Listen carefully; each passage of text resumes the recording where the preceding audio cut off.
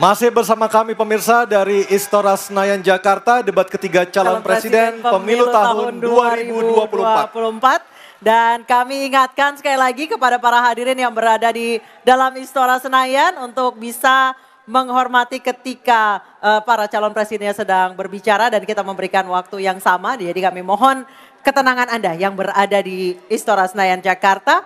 Dan kepada tiga calon presiden, Bapak Anies Baswedan, Bapak Prabowo Subianto, dan Bapak Ganjar Pranowo, dimohon untuk menuju ke podium. Kita akan lanjutkan Bapak segmen tanya jawab. Dan kami ingatkan lagi ada 6 subtema malam hari ini, pertahanan, keamanan, hubungan internasional, globalisasi, geopolitik, dan politik luar negeri. Jadi sudah kita kunci ya, Betul. Anissa ya. Hanya ada 6 subtema yang kita bahas malam hari ini dan juga jika menggunakan terminologi atau istilah maka harus dijelaskan. Dan selanjutnya kami persilakan calon presiden nomor urut 1 Bapak Anies Baswedan untuk bertanya kepada calon presiden nomor urut 3 Bapak Ganjar Pranowo. Waktu Bapak 1 menit, kami persilakan Pak Anies. Terima kasih Pak Ganjar. Pertanyaan ini terkait dengan kinerja Kementerian Pertahanan. Ketika tadi kita bahas sama-sama situasi pertahanan kita, Bapak tadi membahas tentang bagaimana belanja alutsista, bagaimana rencana tentang minimum force itu bisa dicapai dan lain-lain. Bapak melakukan review itu. Nah, di sisi lain Bapak juga waktu itu pernah memberikan penilaian atas kinerja penegakan hukum di Indonesia. Bapak beri skor 5 atas kinerja hukum di Indonesia. Pertanyaannya sekarang terkait dengan pertahanan, berapa skor yang Bapak berikan atas kinerja Kementerian Pertahanan yang dipimpin oleh Bapak Prabowo? Silakan Pak Ganjar. Baik, masih ada waktunya Pak Anies? Cukup Pak Anies? Cukup. Baik, langsung saja kami persilakan Pak Ganjar untuk menjawab pertanyaan dari Pak Anies. Waktu Bapak 2 menit dimulai ketika berbicara, silakan.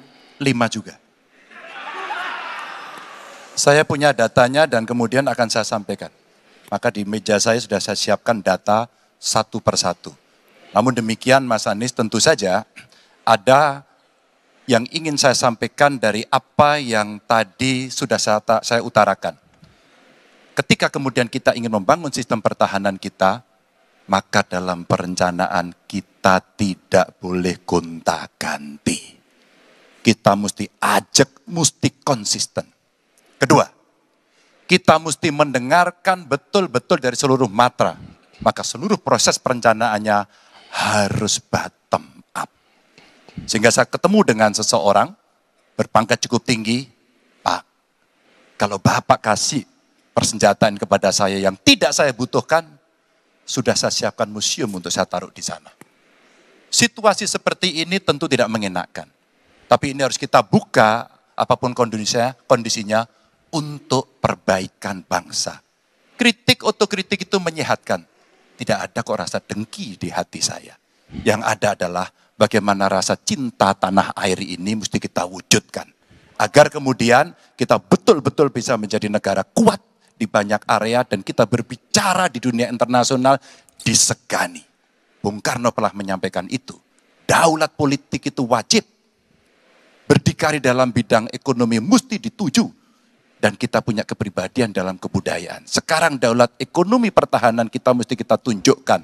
Maka ketika banyak perusahaan-perusahaan waktu itu yang sangat strategis dibikin, itu mimpi sejak dari lama pendiri bangsa agar kita menjadi negara kuat. Dan itulah yang sebenarnya kita-kita yang harus meneruskan itu. Begitu Mas Anies. Ya, makasih Pak Ganjar. Cukup Pak Ganjar, baik Pak Anies. Silakan menanggapi jawaban dari Pak Ganjar, waktu 1 menit Pak Anies, silakan. Jadi TNI, tentara kita, polisi kita, semua bekerja luar biasa di lapangan. Kita harus berikan rasa hormat dan terima kasih. Karena mereka mengerjakan hal-hal yang sulit, hal-hal yang berat. Tapi sisi kebijakan menurut saya lebih parah. Kenapa? Di era Pak SBY, kenaikan gaji terjadi 9 kali. Selama era ini hanya bernaik gaji 3 kali dan akan naik nanti tahun depan. Karena menjelang pemilu mungkin naik gajinya. Tapi di sisi lain, kesejahteraannya tidak dipikirkan dengan serius. Tukin hanya 80%. Lihat Kementerian Keuangan, lihat Kementerian PUPR. Menteri-menterinya mengusahakan peningkatan tukin di mereka. Lalu kita lihat tadi alutsista yang bekas, yang itu resikonya adalah keselamatan dari TNI kita. Mereka bekerja keras menjaga setiap jengkal tanah Republik ini. Tetapi mereka tidak didukung dengan policy. Karena itu menurut saya skornya justru di bawah 5, Mas Ganjar. Kalau 5 itu ketinggian, Pak Ganjar. Terima kasih, Pak Ganjar. Baik, waktu habis Pak Anies. Pak Ganjar silakan jawab pertanyaan dari Pak Anies. Waktu Bapak 1 menit. Silakan Pak Ganjar. Mas Anies gak usah takut. Disebut aja angkanya berapa gitu loh. Kayak saya gitu loh. Jangan di bawah 5, sebut aja berapa. 11, Mas. Dari 100. Oke. Ini sedikit ngajari kendel Mas Anies biar berani. Apa yang kemudian saya lakukan dari jawaban saya untuk membela para TNI kita? Saya bersama mereka. Saya mendengarkan, saya berkeliling Indonesia, saya mampir bertemu di rumah-rumah mereka, di asrama-asrama mereka. Maka kami tidak mau kalau kemudian mereka, mohon maaf, bertempur dan mati sia-sia. Saya tidak rela. Maka itulah yang saya bela. Maka perencanaan bottom up itu betul-betul sebuah perencanaan yang mereka inginkan. Mereka harapkan dan mereka bisa menggunakan dengan sangat efektif. Termasuk pada soal kesejahteraan tadi yang disampaikan. Dan saya sepakat pada soal itu. Baik, terima kasih Pak Ganjar. Mohon tenang, mohon tertib Bapak dan Ibu sekalian. Kita akan lanjutkan. Kami mempersilahkan kepada Capres nomor 2 Pak Prabowo untuk bertanya kepada Capres nomor 1 Bapak Anies Baswedan. Waktunya 1 menit Pak Prabowo, kami persilahkan. Saya cukup kaget karena beberapa hari yang lalu calon wakil presiden Bapak menyampaikan bahwa negara kita tidak dalam keadaan perang sehingga untuk apa kita harus beli alat-alat perang. Tapi hari ini Bapak mengatakan Bapak setuju dengan kenaikan anggaran 1-2%. Jadi itu saya minta ketegasan. Yang kedua,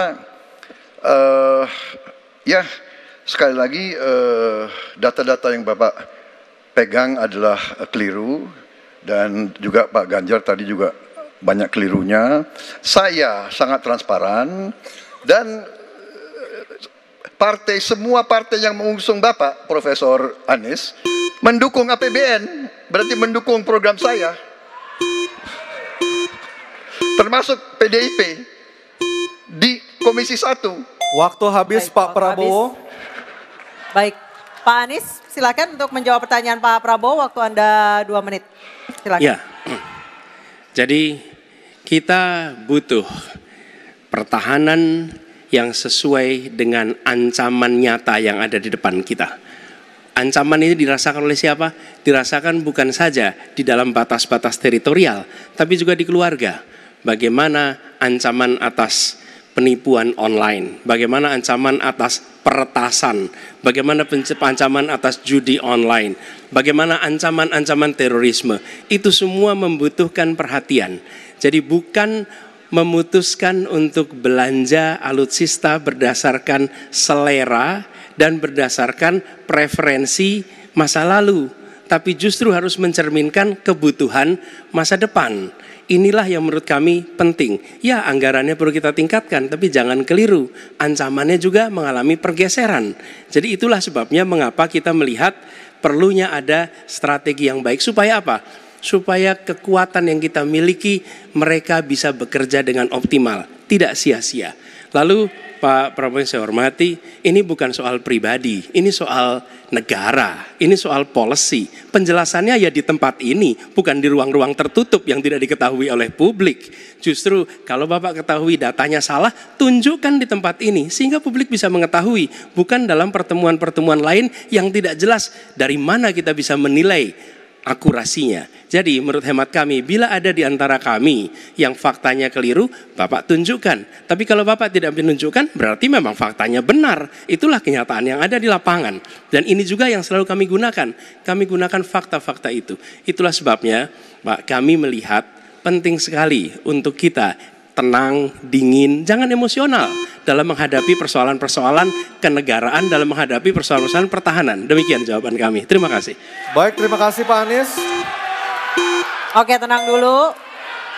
Tenang dulu. Mohon tenang Bapak dan Ibu, mohon tenang supaya kita bisa mendapatkan intisari dari jawaban maupun pertanyaan dari ketiga capres kita ini. Dan kami persilakan Pak Prabowo untuk menanggapi Pak Anies dalam waktu 1 menit Pak. Kami persilakan Pak Prabowo. Pak Anies. Saya tidak bicara tertutup, saya bicara di Dewan Perwakilan Rakyat Komisi 1, di mana semua partai yang mengusung Bapak hadir dan menyetujui yang saya ajukan. Jadi, dan juga sekarang waktunya nggak ada, jadi saya mengundang kita bicara terbuka. Terbuka, silakan. Tapi saya ingatkan, Bapak cinta atau tidak dengan negara ini? Masa kita mau buka semua kekurangan kita, semua masalah kita buka di depan umum? Apakah itu pantas? Di negara yang baik, di negara maju, masalah rahasia ada, Profesor. Jadi bohong, saya tidak minta tertutup. Saya terbuka, Komisi DPR terbuka. Baik, waktunya habis. Waktu habis Pak Prabowo, waktu habis. Kami persilakan Pak. Mohon tenang. Tenang Hadirin, dulu, mohon tenang dulu kita lanjutkan. Supaya pemirsa di rumah juga bisa mendapatkan intisari dari acara kita malam hari ini. Mohon tenang. Silakan Pak Anies untuk memberikan tanggapan atas pernyataan Pak Prabowo. Waktu Bapak 1 menit. Tidak ada yang perlu dirahasiakan.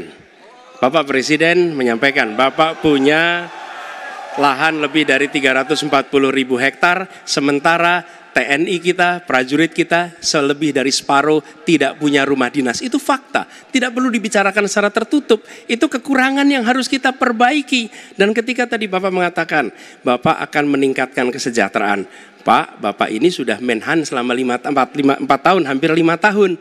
Bukan calon Menhan, jadi harusnya menunjukkan inilah yang sudah saya kerjakan, bukan mengatakan apa yang akan dilakukan. Nah, saya menyampaikan bila saya ditugasi maka kenaikan gaji dilakukan tiap tahun, maka perumahan prajurit TNI dipastikan dibangun sehingga mereka tidak perlu ngekos, tidak perlu mereka sewa, dan mereka bisa tenang. Mereka diminta mempertahankan setiap jengkal, tapi kita tidak memberikan tempat tinggal bagi mereka berdinas. Itu tidak benar, itu harus dikoreksi.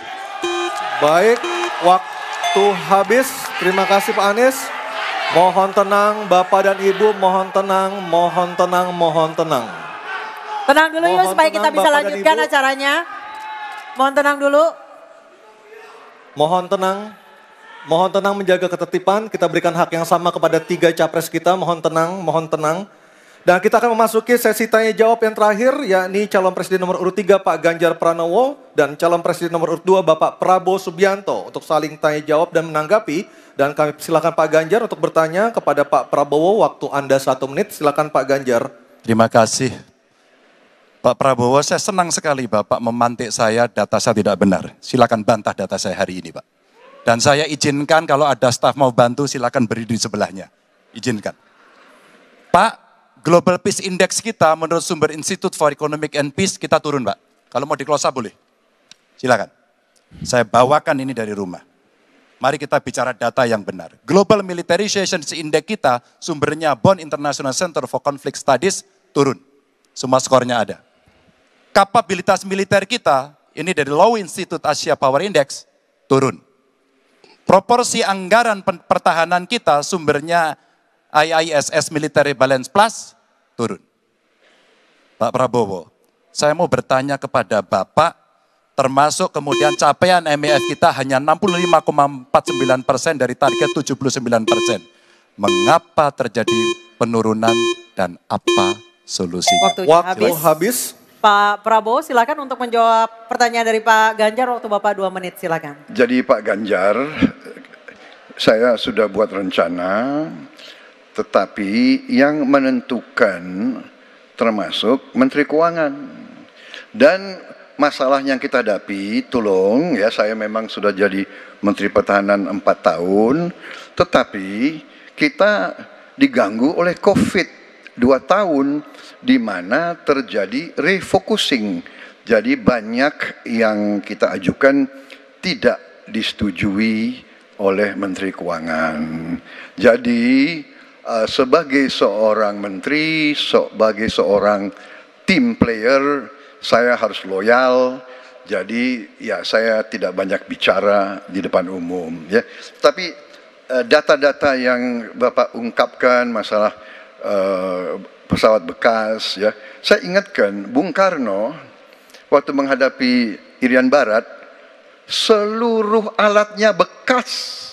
Pak Ganjar, Bung Karno, seluruh pesawat terbang, kapal selam, cruiser, destroyer, semuanya bekas. Ya, jadi kita juga masih pakai banyak sampai sekarang pesawat bekas. Jadi banyak data Bapak, mungkin niat Bapak baik, tapi mungkin tim Bapak, staf Bapak itu keliru memberi masukan. Ya, jadi dalam alat perang saya katakan bukan baru dan bekas, tapi usianya. Kalau pesawat flying hours ya. Dan tentunya kita pasti mau yang terbaik untuk prajurit kita ya, tapi kita harus loyal kepada yang lebih besar. Covid, ada krisis Ukraina, pangan naik, BBM naik. Waktu habis Pak Prabowo, terima kasih. Kami persilakan Pak Ganjar untuk menanggapi jawaban dari Pak Prabowo. Waktu Anda 1 menit, mohon tenang. Maaf, kali ini Bapak tidak menjawab sama sekali pertanyaan saya, Pak. Saya pengen data yang Bapak katakan salah, data pertahanan Anda ini, Anda pertahanan saya, silahkan Anda bantah di sini. Bapak tidak mampu membantah dan Bapak menjelaskan pesawat bekas. Saya tidak pernah berbicara pesawat bekas dalam pertanyaan saya. Minimal saya bertanya, tadi kalau Bapak maaf mendengarkan terakhir, capaian MIF kita hanya 65-49% dari target 79% dan ini mengkhawatirkan karena akhir tahun ini sudah harus selesai. Bapak juga tidak menjawab. Jadi artinya sebenarnya apa yang Bapak jawab dari seluruh pengelolaan pertahanan yang ada di Indonesia ini? Sungguh-sungguh saya meragukan itu karena data ini kemudian Bapak tidak mampu membantah di sini. Bahkan saya sudah memberikan ruang terbuka, kalau ada staf yang bisa membantu silakan berdiri di sini. Staf saya, oh Anda mau bilang angkanya silakan naik ke sini. Akan saya tunjukkan kalau Anda mau membantu. Terima kasih. Baik, terima kasih Pak Ganjar. Oke, tenang dulu. Kami persilakan Pak Prabowo untuk tanggapan dari pernyataan Pak Ganjar. Waktu Bapak 1 menit, silakan. Iya, jadi begini, yang Bapak ungkapkan itu saya bisa bantah, waktunya tidak cukup. Saya siap berjumpa dengan Bapak. Mari kita bahas satu persatu, akan saya buktikan. Saya butuh hari ini, Pak. Nggak bisa. Saya tidak dikasih waktu. Jadi Anda tidak fair. Anda minta saya kasih penjelasan yang begitu rumit, tapi waktu saya terbatas. Jadi saya transparan, saudara. Dan yang saya katakan, kalau kita bicara MEF itu mulai dari berapa periode yang lalu. Ya, kalau kita mau buka-bukaan, Menteri Pertahanan sebelum saya, apakah tidak juga berpengaruh? Juga Menteri Keuangan yang banyak tidak menyetujui disbursement. Jadi, mari kita diskusi dengan baik sebagai negarawan dan tidak mencari-cari hal-hal yang keliru. Waktu habis Pak Prabowo, terima kasih. Kita berikan apresiasi untuk ketiga calon presiden kita. Baik hadirin dan pemirsa, kita akan jeda terlebih dahulu dan tentunya akan kembali dengan segmen para calon presiden ini akan menyampaikan pernyataan penutup dari debat ketiga calon presiden tahun 2024. Tetap bersama kami di debat ketiga calon presiden tahun 2024. Terima kasih pemirsa, Anda masih bergabung bersama kami dari Istora Senayan Jakarta dalam acara debat ketiga calon presiden pemilu tahun 2024. Mohon kerjasamanya Bapak dan Ibu sekalian karena ada jutaan orang di rumah yang berhak juga mengikuti acara ini dengan ketenangan nih saya untuk bisa mendapatkan intisari dari debat ketiga ini. Dan kita sudah sepakat sejak awal dan juga sudah tertera jelas di tata tertib bahwa Bapak Ibu yang ada di sini harus tenang. Kepada ketiga calon presiden, Bapak Anies Baswedan, Bapak Prabowo Subianto, Bapak Ganjar Pranowo, kami mohon untuk maju ke podium. Segmen ke-6 ini adalah segmen terakhir di mana para calon presiden akan menyampaikan pernyataan penutup. Dan kesempatan pertama kami berikan kepada calon presiden nomor urut 2, Bapak Prabowo Subianto menyampaikan pernyataan penutupnya dalam waktu 2 menit. Kami persilakan Pak Prabowo Subianto. Saudara-saudara sekalian, kita patut bersyukur bahwa dalam beberapa dasawarsa ini negara kita terhindar dari konflik bersenjata dengan negara asing. Ini berkat kepemimpinan dan kenegarawanan pemimpin-pemimpin kita. Untuk itu, saya ucapkan terima kasih dan saya mengajak kita semua mengucapkan terima kasih kepada semua pemimpin dan presiden kita terdahulu. Juga saya bertekad manakala saya menerima mandat dari rakyat untuk tetap menjalankan politik bebas aktif, non-blok, menghormati semua negara, menjadi tetangga baik bagi semua negara di kawasan kita, menjaga jarak yang tidak terlalu jauh tapi juga tidak terlalu dekat dengan semua kekuatan, menjalin kerjasama ekonomi. Saya juga ucapkan terima kasih dan mengajak semuanya mengucapkan terima kasih kepada seluruh prajurit TNI dan Polri dan ASN di seluruh Indonesia yang telah bekerja keras untuk menjaga kita sehingga kita seperti sekarang siap untuk tinggal landas, siap untuk bangkit menjadi negara maju. Kita perlu untuk mempertahankan sistem yang sudah baik. Saya akan teruskan TNI dan Polri tetap berada langsung di bawah kendali Presiden untuk mempercepat reaksi dan memperpendek rentang kendali dan rentang komando. Saya juga akan memperbaiki kesejahteraan dan kualitas hidup TNI, Polri, dan ASN secara signifikan. Saya mengajak semua bangsa bersatu, rukun, dengan kerukunan, dengan persatuan, kita akan jadi kuat. Waktu habis, terima kasih. Bapak Prabowo Subianto, terima kasih. Baik, selanjutnya kami berikan kesempatan. Baik, oke tenang dulu. Kami beri kesempatan untuk calon presiden nomor urut 3 Bapak Ganjar Pranowo untuk menyampaikan pernyataan penutup. Waktu Bapak 2 menit, silakan. Terima kasih. Untuk mengakhiri ini tentu saja saya ingin membacakan kembali data, saya khawatir kita keliru. Kalau dari buku himpunan RKKL 2019-2004, anggaran Kementerian Pertahanan 2019 107,158, 2020 127,358, 2021 136,996 triliun. Ada peningkatan. Maksud saya agar kita tidak keliru pada soal data. Dan capaian IMF kita dari data lakibnya Kemenko Polhukam yang dipublish secara terbuka, karena kami tidak bisa mendapatkan data dari Kemenhan secara terbuka, maka minimum essential force kita memang kemungkinan akan berat untuk bisa terpenuhi. Maka Bapak Ibu, dalam konteks politik luar negeri kita, maka otonomi strategis menjadi begitu penting untuk meredefinisi dari politik kita yang bebas aktif.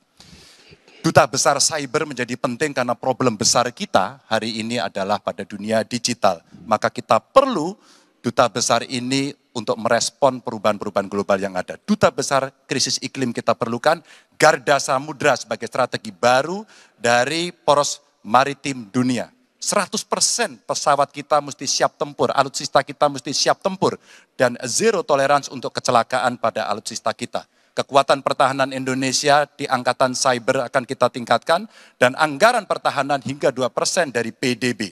Keamanan mendorong pada profesionalisme kepolisian yang mau tidak mau harus kita lakukan. Badan Cyber Polri kita dorong sampai satuan baru di setiap Polda untuk TPPO, kekerasan terhadap perempuan dan anak. Tentu kesejahteraan prajurit dan keluarga menjadi begitu penting untuk mendapatkan perhatian. Dan beasiswa kuliah untuk anak prajurit dan bayangkara yang membutuhkan perlu kita lakukan. Indonesia Garda Samudra. We are Waktu Groot. habis Bapak Ganjar Pranowo. Oke, tenang dulu. Baik, kesempatan berikutnya kami berikan kepada calon presiden nomor urut 1 Bapak Anies Baswedan menyampaikan pernyataan penutupnya dalam waktu 2 menit. Silakan Pak Anies. Sebagai Presiden Republik Indonesia, maka prioritas pertama dan terutama adalah memastikan rasa aman pada tiap keluarga dan setiap jengkal tanah Indonesia. Dan itu artinya kita memastikan bahwa mereka yang diberi tugas untuk mengamankan dipikirkan kesejahteraannya.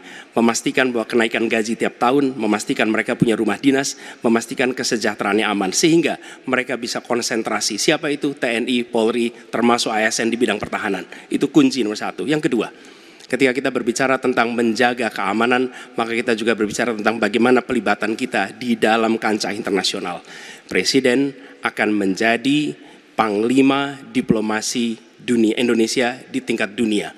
Hadir, mewarnai, membawa nilai-nilai Indonesia. Dan seperti juga di debat ini, tidak banyak ruang diberikan untuk berbicara di forum global. 2 menit, 3 menit itulah waktunya.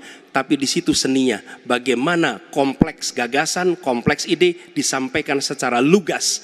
Dan ketika Indonesia menyampaikan posisinya tegas, maka kita tidak akan ragu. Kita memperjuangkan penghapusan penjajahan di muka dunia. Maka Indonesia tidak sungkan untuk mengatakan pada negara manapun, hentikan penjajahan di tanah Palestina. Dan usahakan itu lewat diplomasi ke seluruh tempat. Bukan cuma sekedar statement dari Menteri Luar Negeri, tapi serius menjajaki seluruh kekuatan. Kita menginginkan Indonesia kembali menjadi kekuatan yang disegani. Dan mulainya dari mana? Dari pemimpin yang menjunjung tinggi etika, pemimpin yang menjunjung tinggi ilmu pengetahuan, pemimpin yang terbuka atas gagasan mempertahankan Indonesia atas ancaman-ancaman baru. Dan itu artinya kita hadir di berbagai wilayah di dalam pertemuan-pertemuan global membawa aspirasi Indonesia. Kita kirim pesan, we will no longer absence. Indonesia will be presence and Indonesia will color the world. Indonesia absence no more, respected forever. Habis, Pak Anies.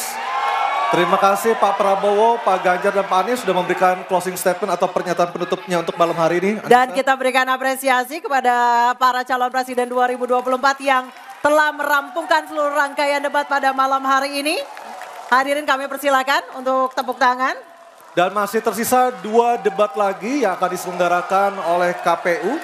Dan kami mengingatkan Anda untuk menggunakan hak pilih Anda pada Rabu 14 Februari 2024. Dan semoga debat ketiga kali ini bisa menjadi bahan pertimbangan Anda untuk menentukan pilihan siapa pemimpin Indonesia ke depan pada 14 Februari 2024. Dan kita tutup acara kita malam hari ini. Saya Aryo Ardi. Saya Anisha Dasuki mengucapkan terima kasih atas kebersamaan Anda. Sampai Selamat jumpa. malam. Selamat malam.